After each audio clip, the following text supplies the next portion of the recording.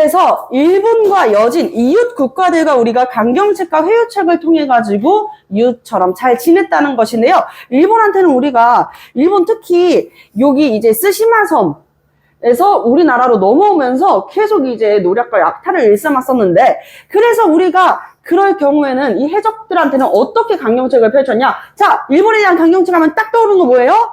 그렇지, 쓰시마 섬 정벌. 이것도 어느 왕 때? 조선전기 어느 왕 때? 맞아요. 바로 세종대왕 때가 되겠습니다. 세종대왕께서 누구를 파견했었다?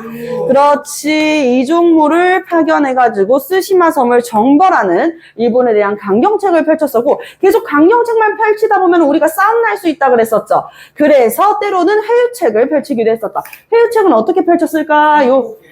맞아요. 항구를 개항을 했습니다. 바로 삼포 개항이 되겠습니다. 3개의 항구를 열었는데요. 3개의 항구만 열었다는 것은 완전히 우리가 활발하게 무역을 했다는 거 아니면 제한적 무역을 했다는 거야? 그렇지. 시험 문제에서 절대 헷갈리면 안 돼요. 제한적 무역을 허용했다는 것입니다. 제한적 무역을 허용하였었다 라고 이해를 해볼 수가 있겠습니다. 자, 그래서 삼포 개항 무슨 항구요? 부산포, 그리고 그렇지, 연포랑 어디? 그렇지, 제포, 부산포, 연포, 제포까지 3개의 항구를 개항했습니다. 오케이, 여기까지 이해되셨죠? 자, 그리고 여진입니다. 여진은요, 우리나라에 여기 압록강이 흐르고 두만강이 흐르잖아, 얘들아. 겨울철에 압록강과 두만강이 얼면은 강이 오니까 그냥 거기를 따그락따그락 말 타고 그냥 걸어서도 넘어올 수가 있었어, 국경지대를. 그러다 보니, 더 이상 그냥 넘어오면은 뭐 그럴 수도 있는데, 특히나 여기가 평안도고, 여기가 어디야?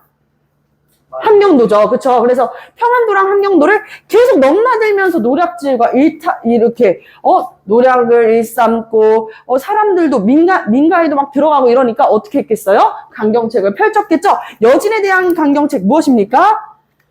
4군 육진 개척 시험 문제 1타입니다. 4군 육진 개척이 되겠습니다. 어느 왕 때에 4군 육진을 개척했다? 그렇지. 세종, 실정산, 훈민정음 등등으로 엮어가지고 낼 수 있는 문제니까 여러분들 잘 이해하셔야 되고요. 자, 4군은 어디에 설치를 했어요?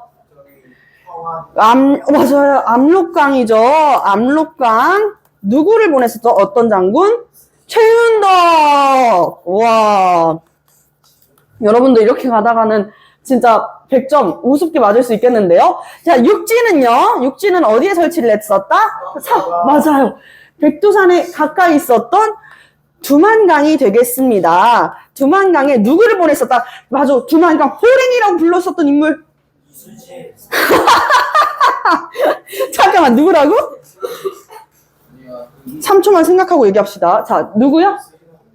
맞아요. 두만강 호랭이라고 불리는 김종서를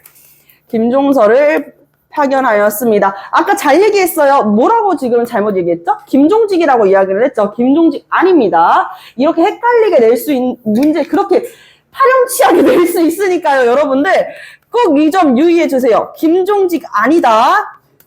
아시겠죠? 김종직은 언제 때야? 바로 뭐야! 김종직이 조유제문에 우리 진조부님을 욕보여! 이렇게 이야기하면서 사화가 되겠습니다. 아시겠죠? 요거 헷갈리면 안 되고. 자, 회유책은 뭘까요? 회유책 모르겠어요? 자, 봐봐요. 여진에 대한 강경책 하면은 4군 육진을 개척하고 3인정책도 펼쳤단 말이야. 3인정책은 한자 그대로. 한자어는 이렇게 이해를 하면은 조금 쉽다 그랬었는데 뒤에서부터 보면 돼. 백성 민자잖아. 백성을 어떻게 했다? 이사시켰다라고 해가지고 3인 정책이야. 남부에 있었던 이 백성들을 북쪽으로 이주시키는 정책이었었거든요. 3인 정책. 자, 그럼 회유책은 무엇이었느냐? 여진족들이 아무래도 유목 민족이다 보니까 정착할 수 있도록 도와줘요. 그래서 이제 우리가 여진족에게 토지나 관직 그리고 주거까지 이제 우리가 제공을 해주었습니다. 제공을 해주고 무엇까지 설치를 했다? 이거 시험 문제 잘 나와요. 무역소를 설치했다. 국경지대에 무역소를 설치했다까지가 이제 잘 나올 수 있는 내용이 되는 것이죠. 여기까지 이해되셨을까요? 네, 좋아요. 자, 그리고 네 번째 시험 문제에 무조건 나오는 포인트 따단 바로 조선의 중앙 통치 제도가 되겠습니다. 조선의 중앙 통치 제도. 요거 시험 문제에 무조건 나오는데 우리 시험으로도 우리 2차 시 때 역사 특강 두 번째 차시 때 시험 봤었는데 기억나죠? 네. 한번 기억을 더듬어 가지고 써보도록 하겠습니다. 카메라를 조금 더 이렇게 옆으로 빼가지고 설명드리도록 할게요. 자, 조선의 중앙통치제도로 같이 한번 봐보도록 하겠습니다.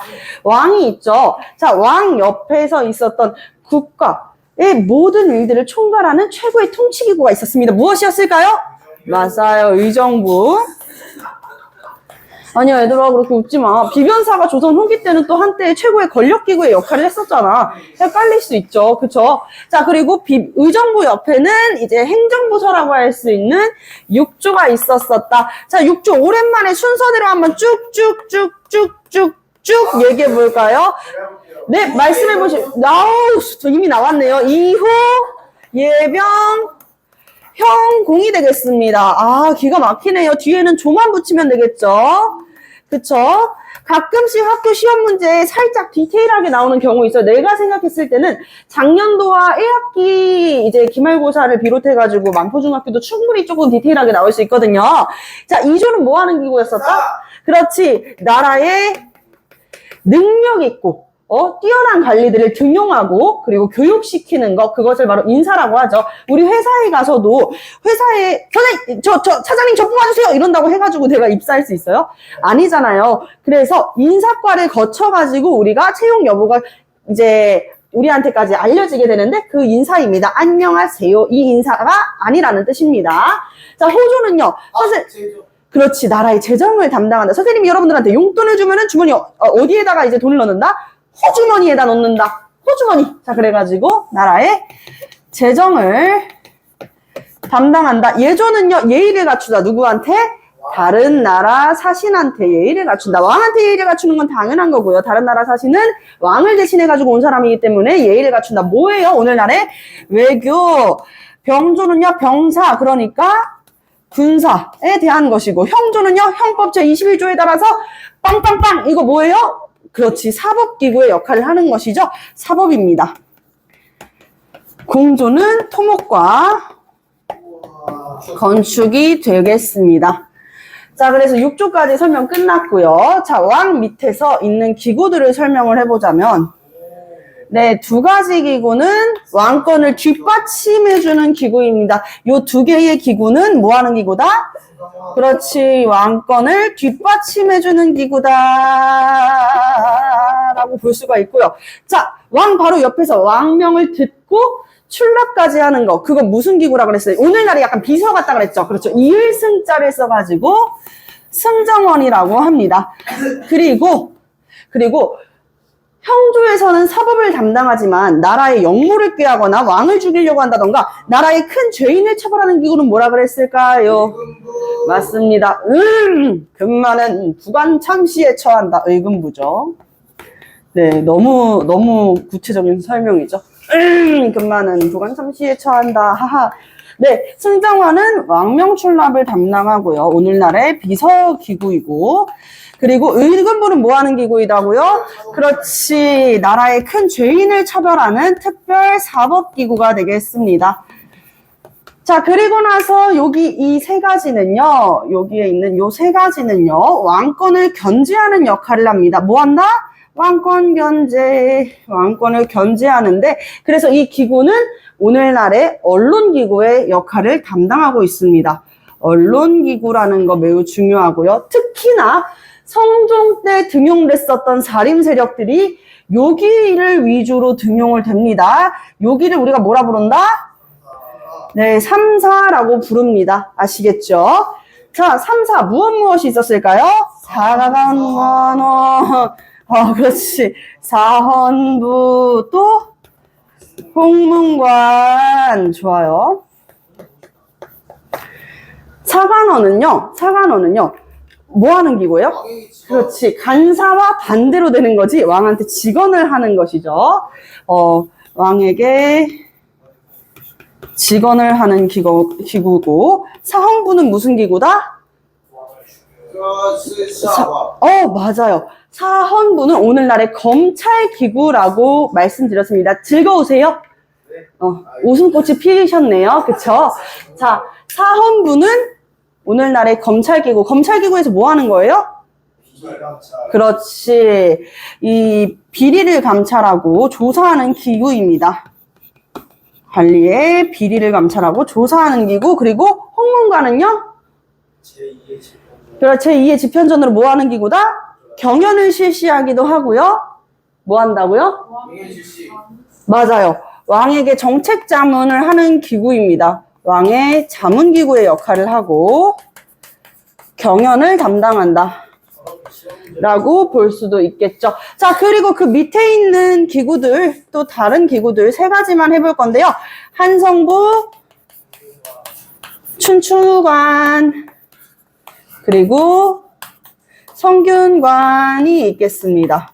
뭐 포도청, 기타 등등의 이제 중앙통치제도는 여러분들 아직 중학생이기 때문에 배우지는 않고요. 한성부는요, 말 그대로 자, 조선에서도 어디? 한양. 맞아요. 한양의 치안을 담당하는 기구이고, 춘추관은 네, 역사서를 편찬하고 보관하는 기구입니다. 성균관은 그렇죠. 조선 최고의 교육기구가 되겠습니다. 이렇게 이야기를 하면서 또 시험 문제에 나오는 것 5번째까지 한번 이야기를 해볼 건데요. 시험 문제에 나올 수 있는 거 교육기구에 대한 문제입니다. 그래서 조선 전기에는 초등, 중등, 고등 교육기구가 있었다라고 볼 수가 있겠는데 가장 기초적인 교육을 하는 초등 교육기구는 어떤 곳이 있었다?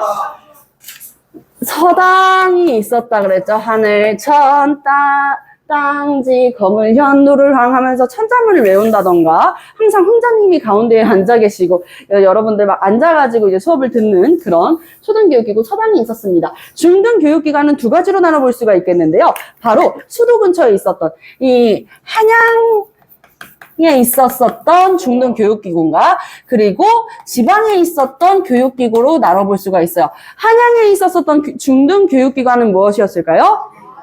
맞습니다. 사부학당입니다. 사부학당. 지방에 있었던 교육기관은 무엇이었다? 네, 향교가 되겠습니다. 향교. 오늘날까지 남아있는 경우가 있어요. 향교. 고등교육기관은요? 성균관. 조선 최고의 국립교육기구입니다. 여기에다 꼭 써주세요. 국립교육기구이다. 네. 국립교육기구. 그래서 고등에서는 성균관이 있다. 시험 문제에 나오냐고요? 선생님이 여러분들 역사 선생님이 아니기 때문에 시험 문제에 내일 나올지 안 나올지는 정확하게 말씀드릴 수는 없겠지만 그동안의 데이터베이스에 따르면은 여기에 있는 것들은 무조건 시험 문제에 나왔던 것들이다. 해가지고 조선 전기 잠깐 끊고 6번째부터 설명드리도록 하겠습니다. 다시 칠판을 지우고 앞으로까지 가야겠는데요. 한번 앞으로 이동을 해보도록 하겠습니다. 아시겠죠? 네, 그래서 선생님이 여기에서 설명을 한번 드리도록 할게요. 자, 이제 또 시험 문제에 잘 나오는 거 6번째 설명을 드리고 있는데 아마 선생님이 15개에서 20개 정도로 설명할 것 같아요. 그러면은 시험 문제가 25문제 정도 나오잖아, 얘들아. 그러면 시험 문제 나오는 거 거의 다 설명을 하는 거니까 여러분들도 걱정 없겠죠? 그쵸? 선생님도 그렇다고 생각을 합니다. 6번째는 조선 전기의 지방행정제도예요. 지방행정제도. 고려랑 비교하는 문제 잘 나온다고 말씀드렸습니다. 어디랑 비교한다고요? 네, 맞습니다. 고려와 비교하는 문제 많이 나온다라고 말씀을 드리면서 일단은 조선을 전국을 몇 도로 나눠요? 네, 전국을 8도로 나눕니다. 그리고 나서 이 8도 밑에 무엇을 둔다? 부, 목, 군, 현으로 이제 나눠가지고 이 9년에다가 이 9년후에다가 또 누구를 파견한다 그랬었죠? 수령. 맞아요. 수령을 파견한다고 했어요. 여기에다가는 수령을 파견한다. 이거는 조금 어려운 이야기고 시험 문제에 나올지는 않겠지만 상피제라 그래가지고 내가 연고가 있는 지방에는 수령이 될 수가 있다 없다?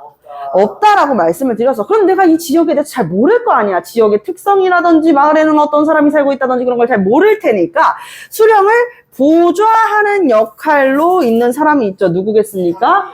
맞아요. 향리가 이 수령 옆에 붙어 있습니다. 예희 사도 이렇게 붙어 있는 사람인데요. 자, 여러분들 고려시대에 이 향리는 조선시대보다 권한이 조금 더 막강했었는데요. 조선시대의 향리는 고려 때보다는 조금 더 뭔가 막 예희 약간 이런 느낌이 강하다는 거야. 알겠지? 그만큼 권한이 강하다는 게 아닙니다. 아시겠습니까? 그래서 하급 관리라고 보면 될 것 같아요. 하급 관리. 향리는 이제 수령이 업무를 지시를 하면은 그것을 이제 시행하는 역할을 했었는데요. 근데 또 이럴 수가 있잖아. 우리 순진무구한 수령께서 아무것도 몰라가지고 이 지역에 대해서 몰라서 멀뚱멀뚱하고 있는 향리가 사도 여기에서는 정대감집이 가장 잘 사니 정대감한테 세금을 2배로 물리십시오. 막 이렇게 얘기할 수도 있는 거잖아. 그런 거 안 되겠죠. 그래서 이 향리를 감찰하는 양반들의 자치기구가 있었어. 지방 양반의 자치기구. 무엇이 있었다? 요양소. 맞아요. 요향소가 있었다. 아, 쉽다. 그치, 얘들아? 매우 쉽다. 요향소가 있었다라고 이야기를 하겠습니다. 자, 그럼 요향소에서는 어떤 역할을 했었냐? 바로 이거죠? 요향소에서는 향리의 비리를 감찰을 하고 누구를 보좌해요? 수령. 네, 수령을 보좌합니다. 이거는 굉장히 기본적인 이야기인데 요게 이제 시험 문제에 조금 나올 수 있는 이제 유향수만의 특징적인 포인트인데요. 바로 성리학적 유교적 질서로 누구를 교화하려고 했었다? 지방민을 교화하려고 했었다. 지방민 교화. 요거는 이제 나중에 조금 더 이따가 설명을 해드리겠습니다. 요거 이제 중요한 역할이고요. 자, 근데 또 수령이 비리를 저지를 수도 있겠지? 그럼 팔도에 파견되는 사람은 누구? 그렇지, 관찰사다. 우리가 이미 2차시 주간 테스트 때 풀어봤겠지만 안찰사가 아니에요. 안찰사는 언제 때야?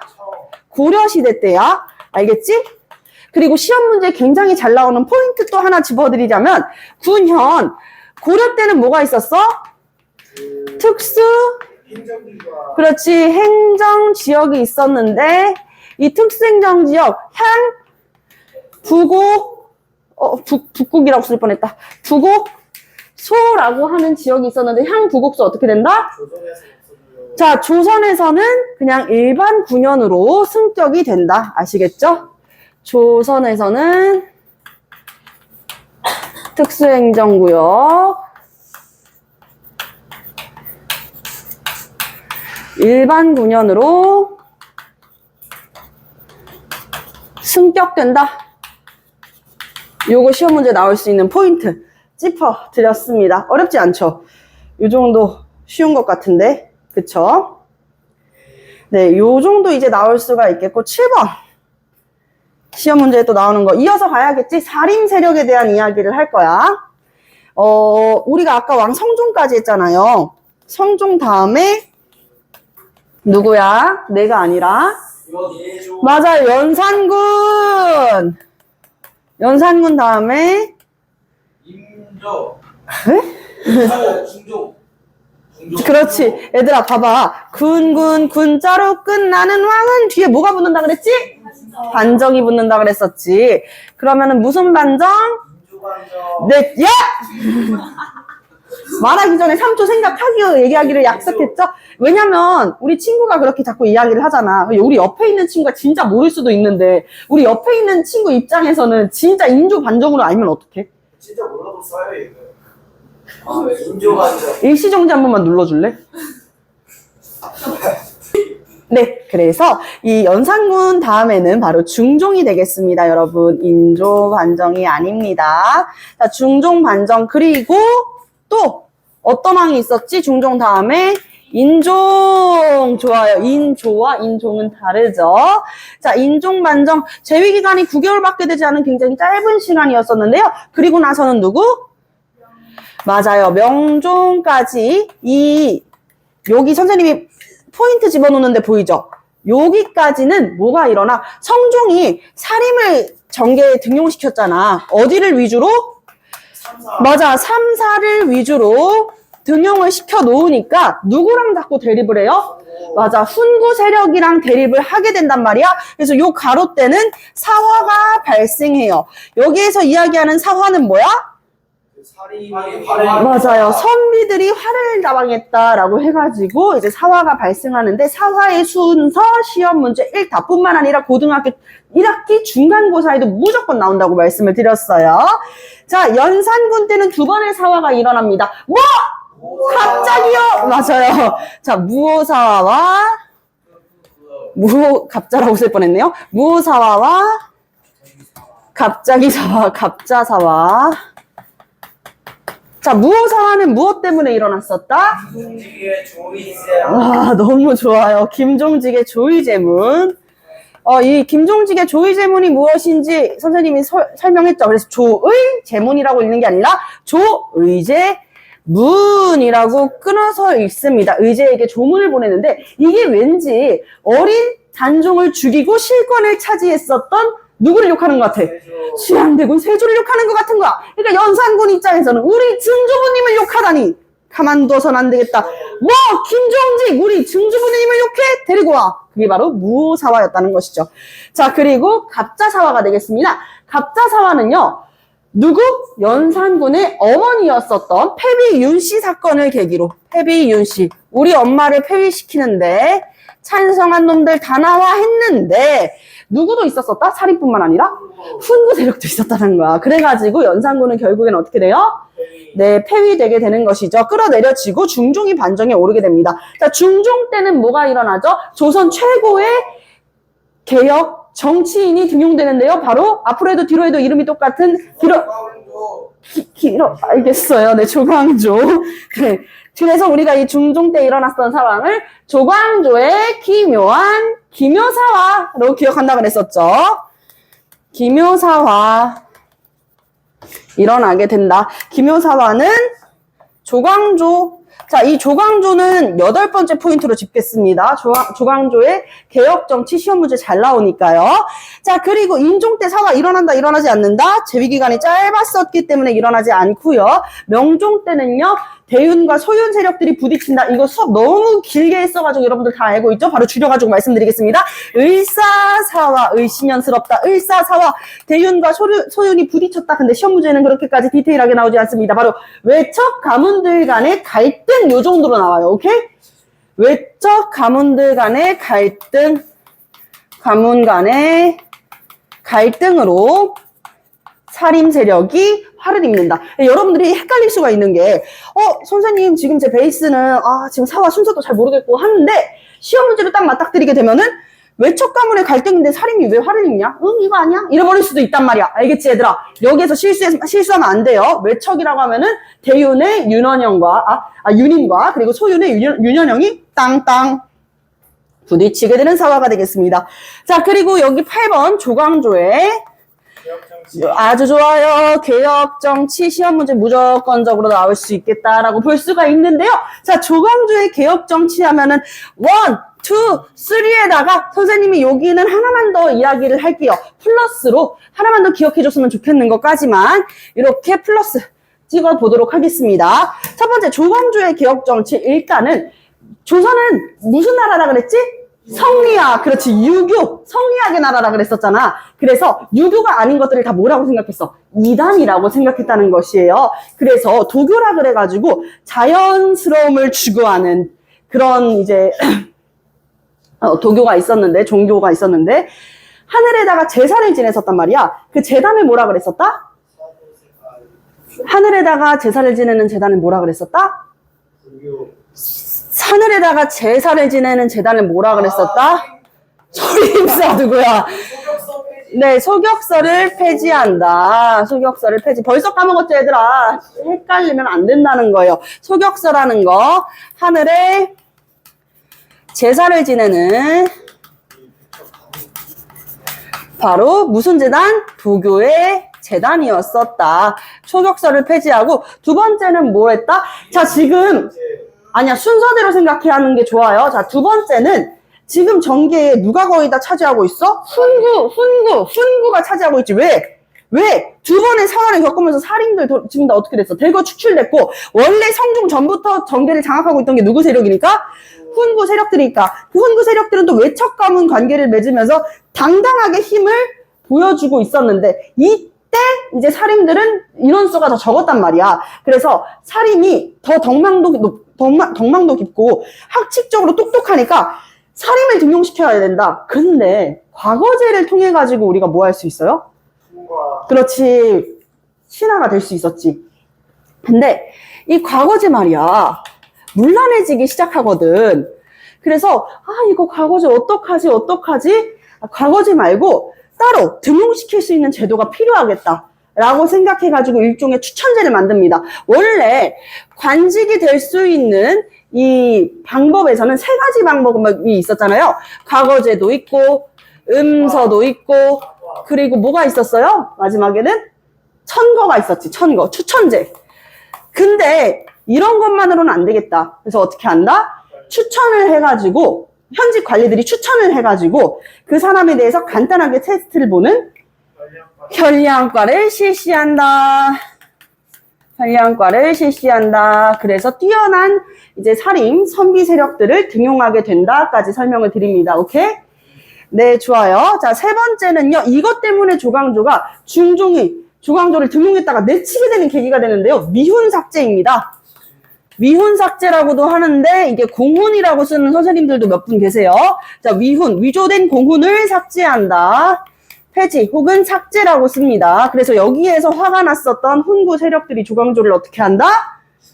맞습니다. 조광조를 결국에는 축출해내게 되는 것이죠. 사약을 마시고 이제 결국 사살하게 되는 것입니다. 자, 그리고 나서 이 조광조의 개혁 정치에 더불어서 조광조 하면 우리가 딱 기억해줘야 되는 게 있는데 결국에는 선조 때 살인 세력이 정계를 주도한단 말이야. 정계를 주도할 수 있었던 이유는 두 가지가 있다 그랬어요. 뭐라 그랬지? 살인 세력은 훈구랑은 다르게, 그렇지, 오랜 시간 학문과 덕망을 높여왔었다 그랬잖아. 그 기반이 됐었던 게 서원과, 그렇지, 향약이 됐었다. 향촌사회의 자치규약. 여기에서는 서원하면은 딱 떠오르는 거. 최초의 서원 뭐야? 그렇지, 백운동 서원. 누구의? 주세붕. 최초의 우리 사액 서원이었었다. 그래가지고 이황의 이 건의로 그래가지고 이 현판까지 왕한테 직접 사인을 받았었다 그랬었죠. 자, 그리고 향약 하면 누구예요? 그렇지, 최초의 향약은 여씨향약. 주희가 저술했었던 여씨 집안에서, 여씨 가문, 여씨 집안 사람들이 마을에 같이 살았었단 말이야. 그런 이제 마을 사회에서 조광조가 이것을 중국에 있었던 것을 번역을 해가지고 가지고 와요. 그래서 여씨향약을 번역하여 보급한 게 최초의 향약이었었다까지만 기억을 해주시면 되겠습니다. 자, 서원하면은 이게 먼저 세상을 떠난 유교적인 학자들, 뛰어난 사람들, 예를 들면 뭐 주희라든지 공자, 맹자, 율곡이, 퇴계, 이황, 남명, 조식 이런 분들 다 선현이라고 얘기하거든요. 선현에 제사를 지내고, 그리고 또 뭐 했었다? 학술을 연구하는 기구였다. 연구기관으로 쓰였다. 나중에는 이 서원이 붕당 정치의 근거지가 되게 되죠. 그쵸? 그래서 두 차례에 걸쳐가지고 없어집니다. 첫 번째, 영조. 두 번째, 흥선대원군. 자, 그리고 향약. 향약은요? 향촌사회의 자치규약. 향촌사회의 자치규약.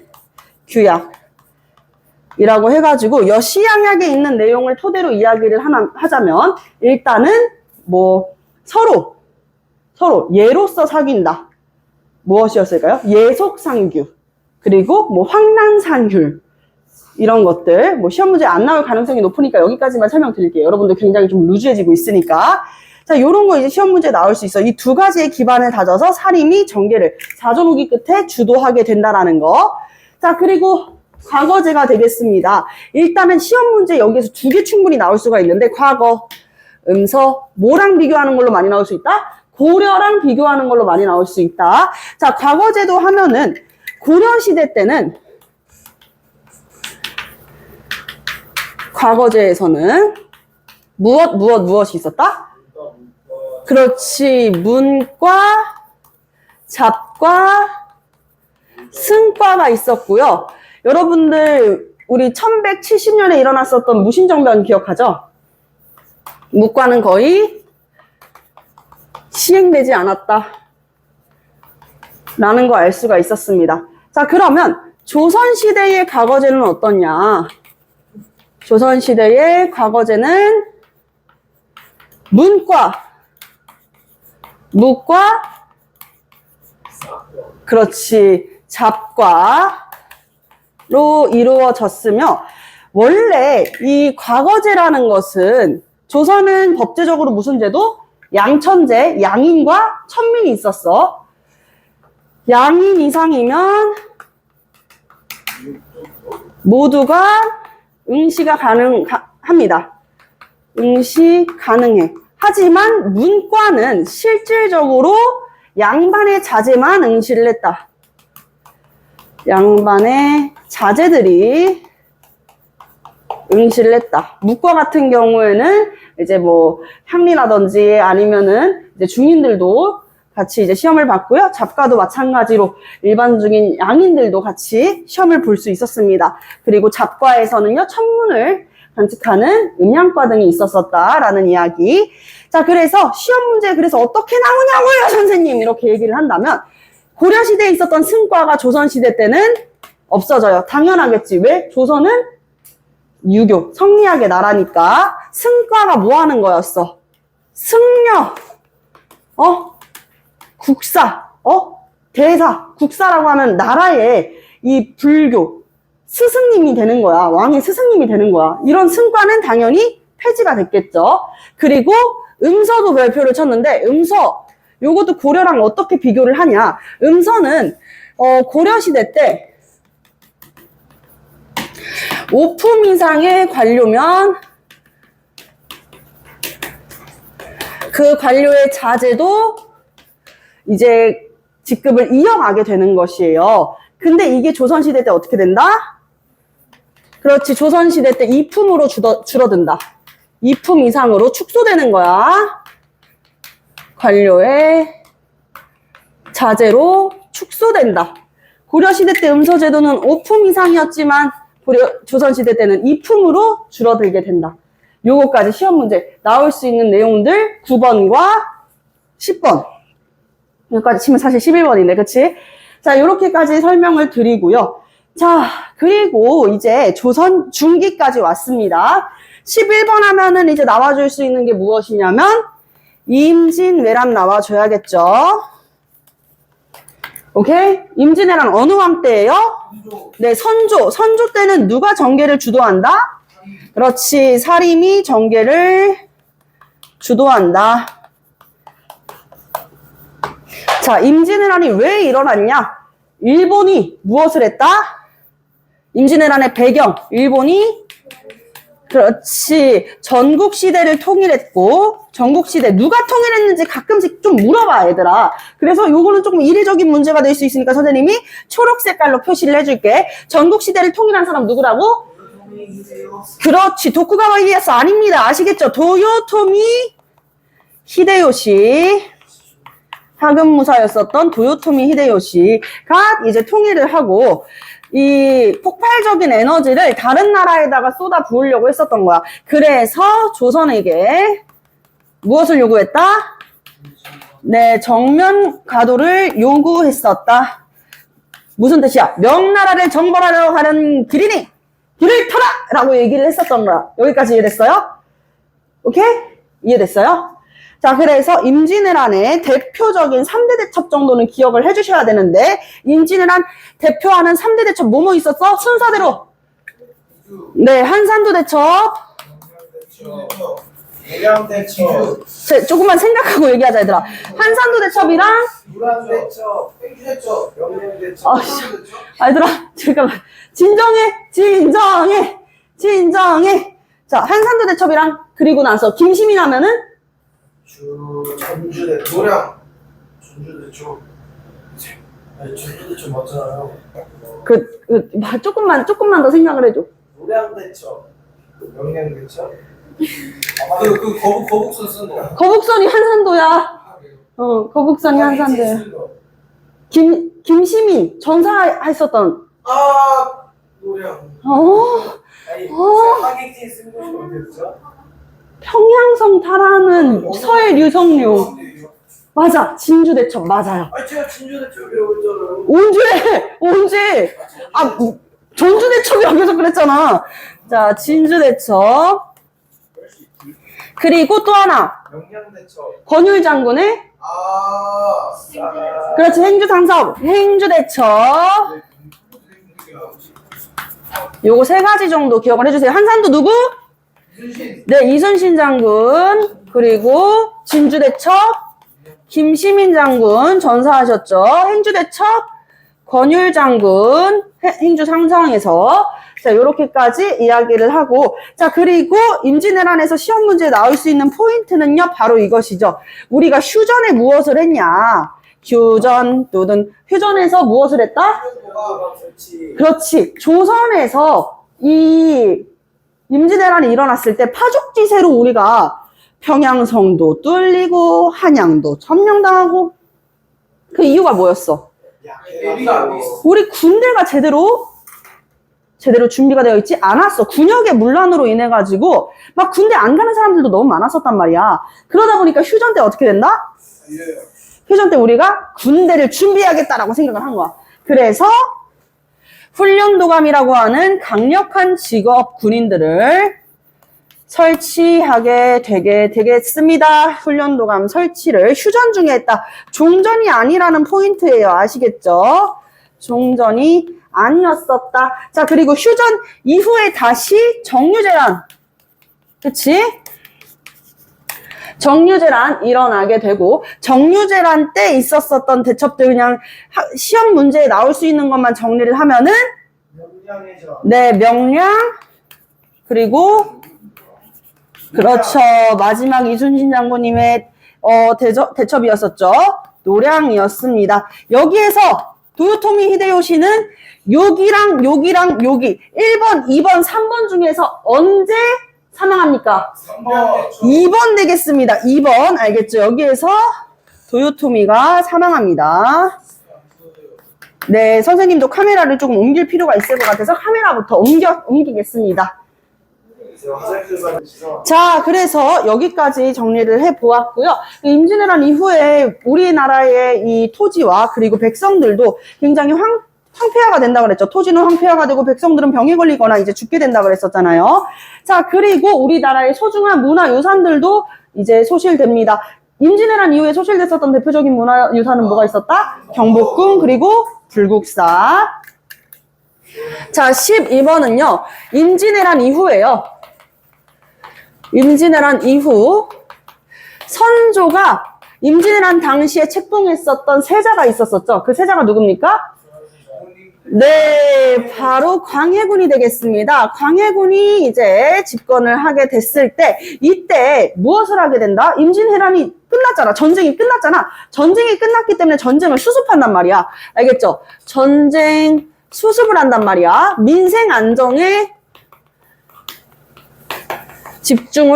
안정에 집중할 수밖에 없었다. 그래서 광해군 하면은 기억해야 되는 게 2가지가 있는데 첫 번째, 허준의 그렇지, 동의보감. 동의보감. 허준의 중립외교 아니에요. 선생님 말을 좀 듣고 대답해주세요. 알겠죠? 자, 그리고 두 번째는요. 이 백성들이 안 그래도 이 세금 제도 때문에 너무 힘들어 했었는데요. 바로 토산물을 갖다 바치는 제도였습니다. 무엇이었을까요? 맞아요. 이 공납의 폐단, 방납이라고 하잖아요. 방납의 폐단을 시정하기 위해서 만들었었던 제도, 대동법입니다. 어디에서 먼저 실시를 했었다? 경기도. 어디에서 먼저 실시했었다? 경기도. 어디에서 먼저 실시했었다?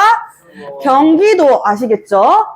수업 태도가 이렇게 하시면 안 돼요. 자, 그리고 나서 13번 하면은 광해군의 네, 중립외교 되겠습니다. 자, 광해군의 중립외교 결국에는 선조 다음의 왕이 광해군이잖아요. 군자로 끝나는 왕은 뒤에 뭐가 붙어준다 그랬죠? 맞아요. 반정이 붙어준다고 했었죠. 이게 아까 여러분들이 이야기했었던 네, 인조반정이 되겠습니다. 인조반정으로 보게 되는데 광해군의 중립외교는 사실 끌어내려졌었던 가장 직접적인 이유 중에 하나였었다고 이야기를 했어요. 폐위됐었던 이유를 물어본다면 두 가지를 얘기하면 된다. 바로 중립외교와 맞아요. 폐모살제, 어머니를 폐위시키고 형제를 살해했다. 이 두 가지 이유 때문에 폐위가 된다라고 볼 수가 있겠죠. 자, 광해군 했을 때 이제 중립외교 하면은 당연히 기억해야 되는 게 우리는 명과 맞아요. 후금 누가 세웠어? 누르하치. 누르하치. 명과 후금 사이에서 무엇을 했다? 중립외교했다. 근데 이것에 반대했었던 세력들이 있었는데 광해군을 지지했었던 세력들 여기 칸을 일부러 비워놨었거든요. 자, 살인 세력이 나뉘어지게 된단 말이야. 자, 이쪽이 서쪽이니까 서인, 여기가 동쪽이니까 동인. 동인도요, 나눠지게 되죠. 태계 이황의 학문을 계승하는 남인 세력들과 남명 조식의 학문을 뒤에 이었었던 북인 세력들. 북인 세력이 누구를 지지해요? 맞습니다. 광해군을 지지를 했었습니다. 그래서 광해군 때는 북인이 정계를 주도를 했었었는데 이 북인 세력들 중립외교 지지했었으나 결국에는 서인의 반대. 이 중립외교의 결국에는 서인이 무엇을 주도한다? 인조반정을 주도하게 되면서 서인이 정계를 주도하고 남인은 뒤에서 참여한다. 북인은 어떻게 된다? 축출되게 된다. 아주 좋아. 굿. 이렇게까지 이제 설명을 해볼 수가 있겠죠? 여러분들 이해되셨죠? 자, 광해군의 후금 중립외교 했을 때 명나라한테 군대를 보내요? 안 보내요? 아예 안 보냅니까? 보내긴 보내요. 보내는 인물이 누구였었다? 맞아요. 와우, 대박. 강홍립입니다. 강홍립을 보내가지고 명과 이제 조명연합군을 이루게 되는데 사루 전투에서 결국에는 패배를 하고 이 강홍립이 후금의 이 대장한테 군대한테 어떻게 하게 돼요? 항복을 하게 된다라고 이야기를 했었죠. 여러분들 다 잘 알고 있는 내용들이에요. 14번 인조 때입니다. 인조하면은 두 번에 뭐가 일어나요? 그렇지, 호란이 일어나게 됩니다. 인조 때 두 번의 호란. 자, 첫 번째 정묘호란. 두 번째 네, 병자호란이 되겠습니다. 인조가 왕이 됐잖아. 그치, 얘들아? 인조가 왕이 됐으니까 광해군이랑 비슷한 느낌을 내면 돼요? 안 돼? 안 돼. 그렇기 때문에 인조반정 때는 어떤 분위기가 자리 잡냐면, 자, 따라합니다. 친명매금. 선생님 톤대로 따라하네. 친명매금. 명나라랑 어떻게 지내지? 친하게 지내지? 금나라는 배척하지. 여기서 얘기하는 금나라가 누구야? 그렇지, 누르하치의 후금이 되는 것이에요. 아시겠죠? 자, 그래서 정묘호란 때 광해군 축출하고 나서 뭐가 일어났어? 이괄해난 일어났잖아. 그치, 얘들아? 인조반정에서 내가 왜 이등공신에 그치고 마는 거야 대체 했었던 이 이괄이 난을 일으키게 되면서 정묘호란 시작. 누가 쳐들어온 것이다? 후금이 들어왔었다. 후금이 쳐들어왔을 때 인조께서 어디로 피난 간다? 네, 강화도로 피난을 갑니다. 의주는 임진왜란, 의주는 임진왜란. 의주로 가면 안 되겠지? 왜 의주로 가면 안 되는 거야? 자, 선생님이 깔쌈하게 설명해 드릴게요. 의주는 여기 있어. 여기 있어, 의주는. 근데 지금 여기 위가 어디야? 후금이잖아. 후금이 쳐들어왔는데 후금한테 가는 거는 자살하러 가는 거잖아! 자, 알겠죠? 네, 그래서 여기, 강화도로 피난을 가게 되는 것입니다. 아시겠죠? 자, 그래서 정묘호란 후금이 쳐들어오고 강화도로 피난을 갔었다. 누가? 네, 인조께서 피난을 갔었습니다. 그래서 후금과 무슨 관계를 체결해요? 우리가 결론적으로 친구. 형제의 관계를 체결하게 되는데, 자, 이때는 후금이었는데 이대왕이었었던 사람은 나라의 국호를 바꿔버립니다. 요 사이에 나라의 국호를 바꾸는 사람이 누구야? 홍타이지. 맞아. 청나라 태종 맞아요. 청나라 태종이에요. 청태종이라는 표현으로도 씁니다. 자, 홍타이지가 나라의 국호를 청으로 바꾸고, 요거 잘 기억해야 돼. 나라의 국호를 청으로 변경을 하고, 변경 후에 조선한테 뭘 요구해요? 그렇지. 조선의 군신관계를 요구한다. 조선의 군신관계를 요구했었다. 라고 볼 수가 있겠습니다. 청으로 국호를 변경한 후 조선의 군신관계를 요구하게 되었었다. 그래서 우리가 남한 산성으로 피난을 가죠. 강화도로 피난 간 거 아니야. 알겠지? 강화도 X 어디로 피난 가요? 남한 산성에서 45일간의 저항 끝에 결국에는 우리가 삼전도의 굴욕으로, 삼전도 비가 나올 수도 있어, 얘들아. 굴욕을 통해 가지고 무슨 관계? 군신관계, 군주와 신하의 관계를 체결하게 된다. 오케이? 여기까지 이해되셨고, 자, 그리고 나서 15는 효종의 네, 북벌. 네, 효종은 인조 때 세자로 책봉된 인물이었다, 세자로 책봉된 인물이 아니었다? 아니었었다라고 이야기를 했습니다. 효종께서는 책봉됐었던 인물이 아니었다. 그런데 요 효종은 복림대군이었단 말이지. 그래도 왕이 된 다음에 우리 아버지를 이렇게 싸늘한 삼전도의 바닥에 무릎 꿇게 만들고 이마를 땅에 맞닿게 한 굴욕을 보여준 청나라 가만두지 않겠다라고 하면서 북쪽을 벌하자라고 하는 북벌론이 대두되죠. 누가 같이 힘을 합쳐요? 그렇지. 뭐야, 왜 이렇게 잘해? 송시열입니다. 와, 이거 진짜 멋있다. 자, 송시열. 자, 그런데 북벌론이 대두되었었는데 결국에는 이게 실패했어. 왜? 네, 효종이 사망하게 되면서 북벌론은 실행되지 않았다. 알겠죠? 요거 중요해요. 북벌론이 실패했다라는 키워드야. 성공했다라고 나오면은 틀린 선지가 될 수 있겠죠? 자, 그리고 나서 16번. 뭐예요? 현종 때의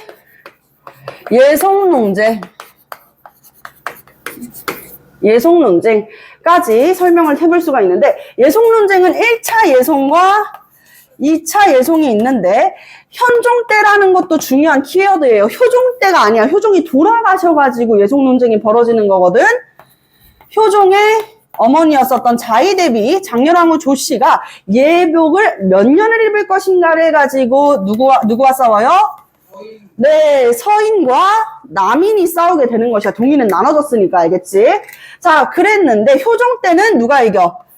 서인이 1년을 주장하면서 승리를 하고, 2차 때는 네, 남인이 승리를 하게 됩니다. 남인도 마찬가지로 몇 년? 1년을 이야기했었다. 여기에다가 조금 더 추가해가지고 이야기를 하자면 현종 다음에 누구예요? 네, 숙종. 방인, 효현, 숙경영이잖아. 그쵸? 바로 숙종이 되겠습니다. 그래서 숙종 때는 뭐가 일어나게 되냐면 환국이 일어나게 돼요. 아시겠죠? 환국. 지나가세요. 환국이라고 하면 나라가 어떻게 된다? 네, 뒤집어진다라는 것이야. 그래서 정계를 주도하고 있었던 세력들이 어떻게 된다는 것이에요? 맞아요. 달라진다라는 것이겠죠. 그래서 환국하면은 경신기사 갑술환국이 일어나는데 경신기사 갑술이라고 해가지고 이게 시험 문제에 그대로 경신기사 갑술 나오지는 않아요. 다만 여러분들이 기억해야 되는 건 세 번의 환국 끝에 누가 정계를 주도하냐는 거야. 자, 맞아요. 자, 서남, 서남서. 그렇지? 서남, 서남서. 그래서 결론적으로 환국 끝에는 누가 정계를 주도한다? 네, 서인이 정계를 주도하게 된다라는 키워드입니다. 어렵습니까? 어렵지 않죠? 여기까지 이제 시험 문제 나올 수 있고, 자, 그리고 이때 이후부터는 붕당 간의 갈등 지금 여기서 설명했거든. 붕당들이 무엇을 가지고 세력을 뒷받침했다 그랬었어. 서원. 그치? 서원이 붕당의 근거지가 됐었다 그랬잖아. 그러면서 이때부터는 뭐가 돼요? 영정주의 개혁정치 되는 거야. 영정주의 개혁정치 옆에 가가지고 설명하면서 바로 조선 여러분들 시험 범위 끝까지가 되는 가부개혁까지 설명을 드리도록 하겠습니다.